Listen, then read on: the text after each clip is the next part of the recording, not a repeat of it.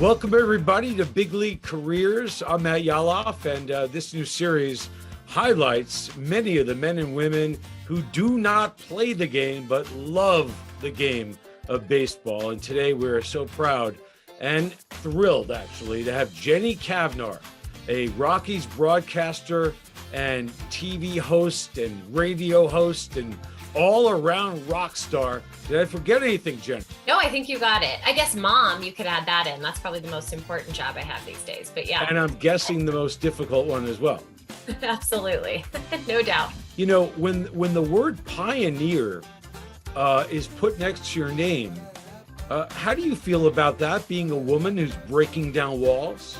Man, I think I'm really humbled by that for certain. I also, I think of all the women that came before me, right? I think of all the women way back decades ago who weren't even allowed in a clubhouse, which is just so bizarre, the day and age we live in. They weren't allowed to go do the same exact job that a man did, but yet they were supposed to write the same exact story, if not better, because they had to prove themselves a little more being a woman in our business. So I think of those women. I think of the ones that kept fighting to stay around, even though it was quote unquote a man's game.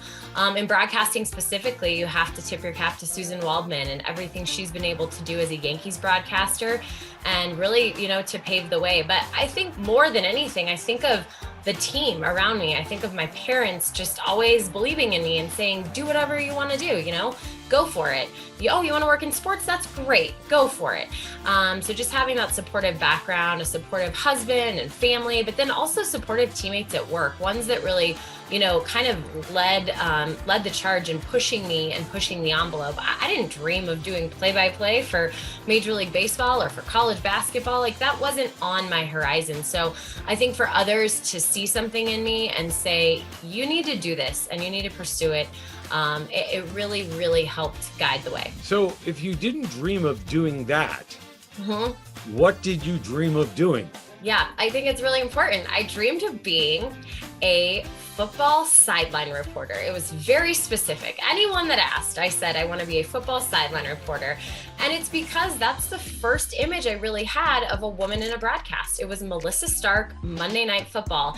And here we are all these years later. I'm so glad that she was just named as the Sunday night sideline reporter to replace Michelle Tafoya, because it just means that she has longevity in this game, right? She was so good at what she was doing then, and she will be decades later. But she was that first vision of someone down there with a microphone talking to players, talking sports, and again, just being a woman on TV. And so me saying, oh, that's what I want to do. And it became a very specific dream and very driven into what she was doing exactly. I think as time went on and opportunities opened up for me and I got the chance to see other women in our business, that dream expanded, but it was very specific to start. When you and I spoke a few weeks ago, prior to this, just to kind of catch up and get a sense of what it was you wanted to say and what I wanted to ask, you had mentioned how it really wasn't a smooth road from the beginning, and here you are, here's Jenny Cavnar. Like, there are things that went on that you did not plan on. Can you fill us in on that? So many things. I mean, I got a dream job right out of college. I got a network job with College Sports Television. They were a startup national network doing some college football, doing other college sports, and they had just gotten a Division I package. So I am fresh out of school. I'm barely 21. I'm on the sidelines of a BYU Stanford game, and it's like a pinch me moment. I've made it. I've moved to Los Angeles. I'm going to travel the country and be a football sideline reporter, just as I had planned. And just about 2 games in, they had a lot of budget issues. They had a lot of other issues. And what do you know? But I also not only got my first job out of college, I also lost my first job, and a bunch of us were laid off. And that was really my first real world experience of television. And I had to go back and really send out those resume tapes again and try and get another job. Well, I ended up in Flint, Michigan, which, as you know, as the country knows, is quite the hotbed. But in sports terms, it was great for me. It was a really good learning experience to get my feet wet more in a local market, have to shoot my own highlights, edit them, get on the air on time, all those things.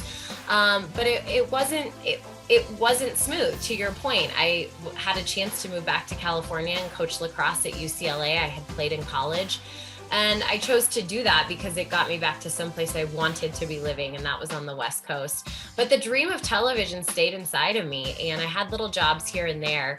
But it wasn't till a chance encounter with my agent saying, go down to San Diego and interview for this baseball job that's opening up. And I was like, oh, I know some things about baseball. That's great. I grew up in a house where my dad was a high school baseball coach, and a really good one at that, in the state of Colorado. So it was in my blood. And as soon as I sat down for that interview and we started talking, he asked if I knew how to keep score. And I just thought that was a crazy question. Like, who doesn't know how to keep score of a baseball game, right?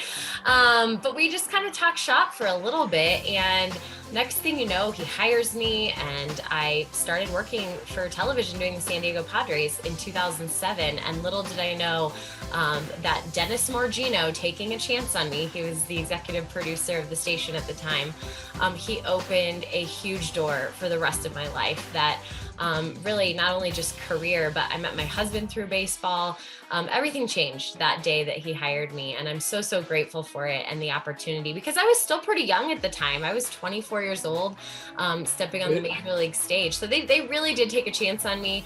Mark Grant, Mass Baskersion, who was doing Padres at the time, they became quick buddies of mine on air and helped groom me. So I'm so grateful for them and for that opportunity. This is non-linear, and planning your path is a nice thing to do, but you're going to crumple it up and throw it in the garbage because you haven't made it in this industry until you've been fired. So you got that out of the way early. But I just want to know about the willingness on your part and what it required to change direction and to change geographic location. That's big. It is. You know, I talk to a lot of college kids, and that's one of the first things I ask. I say, who's willing to move? And not a lot of people raise their hands. People get stuck in where they want to be. And this job, it's coast to coast, and opportunities are coast to coast. And you never know when that opportunity is going to come or where it's going to be. And so I think having the willingness out of the gate to pursue this passion and say, this is what I really want to do. And again, have that support system that says, we're behind you, go for it. That made the world of difference, right? Because I was ready to just get up and go, no matter the cost and no matter where that took me. And to your point, you will get fired in this business. Absolutely. You will change jobs in this business.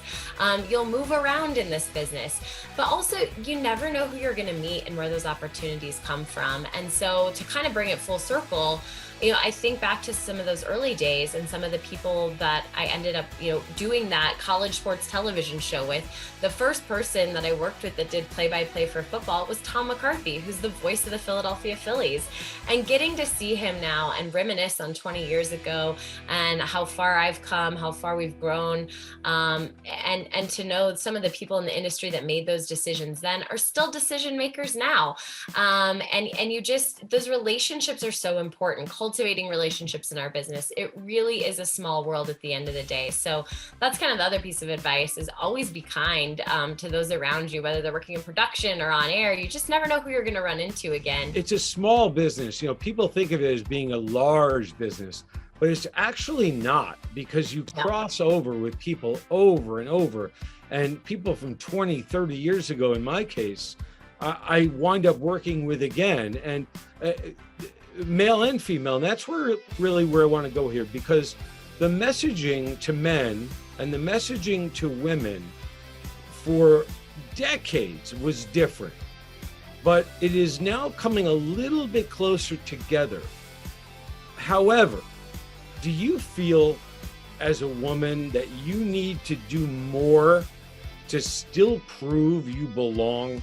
Growing up, being around men my whole life, again, my dad being a high school coach, I grew up with an older brother. I had all boys on the block. I was always trying to play with the dudes, right? Like I wanted to be in the tackle football game on the street. And my mom said, no, but you had to prove yourself to get into the game. And so I think from an early age, that was always part of what I was doing. I think even, once I got into this business, it was, you wanted to prove that you belonged there. You wanted to prove that you could do a little bit more. And so always taking on a little bit more as well. And at the end of the day, I don't necessarily count it as a bad thing. I count it as something that's just been part of my path and my journey. But my hope is also that we're opening up visually. There's more women represented in this business than there ever has been, whether it's on television or in print media, internet media, or on the radio, or whether it's in coaching. We've seen women in uniform now, and that representation becomes so valuable for the next generation, because my hope is that they get to just be themselves and not constantly think in the back of their mind, did they make a mistake? They can't make mistakes. They have to prove themselves all the time. It can be a huge burden to walk around with that at times. But at the same time, I do think that we have gained a ton of ground in equal representation, right? Men, women, different nationalities, different ethnicities coming to the table. All of those things are very important. And again, I hope we're moving in the right direction. So if you're at a game and you're on the sidelines sometimes, you're in the studio sometimes, you're a play-by-play person sometimes, and I have to mention the first woman to do play-by-play in the National League in a quarter century. So downplay it all you want, Jenny. You are a pioneer, and there are young people and people your age even, or older, who look at you as an example, as an idol of some kind, an example. So what do you tell women who approach you and say, hey, thank you, or how can I be you? It's really nice. I am overwhelmed by that, because I think role models are very important. I mentioned Melissa Stark, and she has no idea to this day that she was a role model for me. But to know that you are someone else's role model, I don't take that lightly. I think that's a very, very neat, humbling thing for certain. But I love when people say, I want to be you. And I'm like, that's great, but be you, right? Because in our business full of personalities, that's the only thing you can bring to the table that no one else has.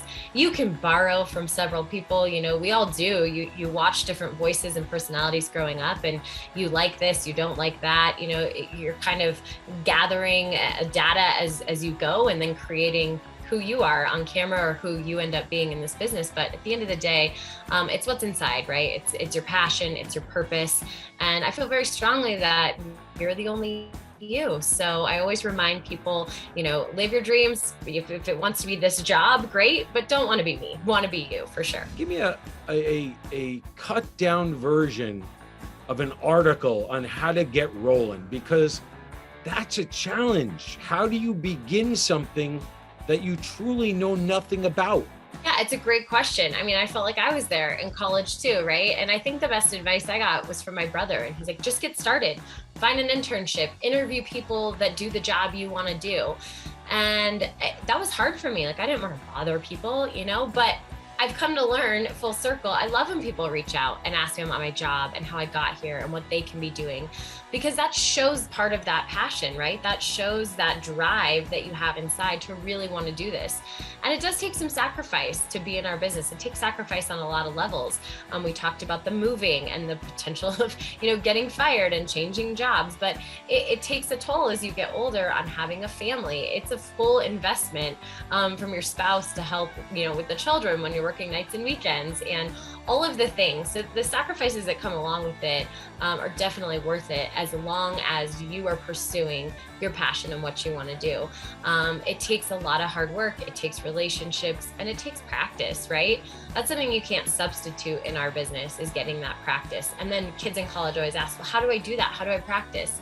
And I think more than anything, this day and age with social media, you have practice at your fingertips every day. You can watch a game and blog about it. You can start your own podcast. And I always say, who cares who's listening? It's not about the other end. It's not about the audience or the numbers. It's about creating content and finding your own voice in doing that.